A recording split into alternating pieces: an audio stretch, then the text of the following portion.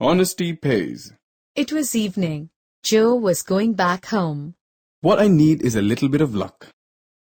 He had no work and he was sad that he could not fulfill his family's needs.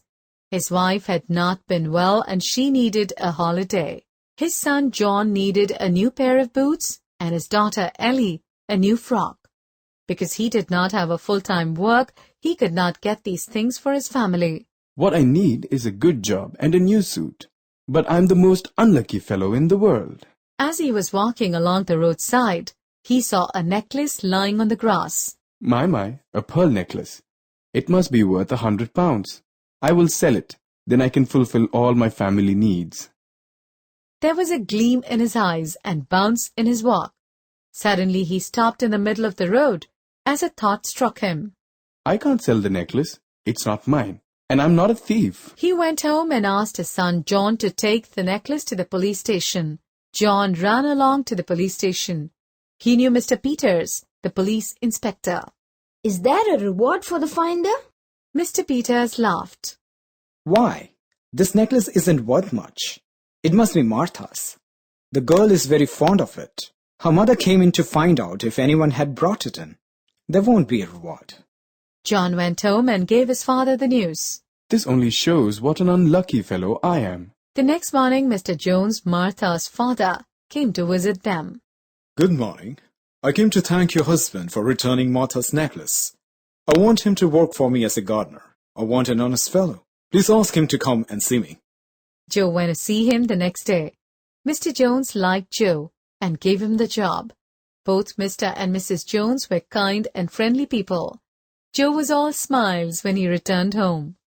I've got an excellent job and my first week's wages in advance.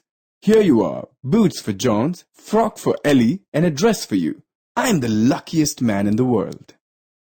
Their luck turned from that very day. Honesty pays. Joe was going back home. He was worried as he had no work and could not fulfill his family's needs. Suddenly he spotted a pearl necklace on the grass. He picked it up and his face lit up. He thought he could sell it and fulfill his family's needs. But he realized that he could not do so. Joe gave the pearl necklace to his son John and asked him to hand it over in the police station. John met Mr. Peters, the police inspector, and gave the necklace to him. The inspector told him that the necklace belonged to Martha and there would be no reward for returning it. John informed his father Joe that there would be no reward for returning the necklace. Joe felt that he was an unlucky man. Mr. Jones, Martha's father, came to visit Joe's family. He met Joe's wife and added that he wanted to thank her husband for returning the necklace. He wanted Joe to work for him as a gardener. Joe went to see him the next day. Mr. Jones liked Joe and gave him the job. Both Mr. and Mrs. Jones were kind and friendly people.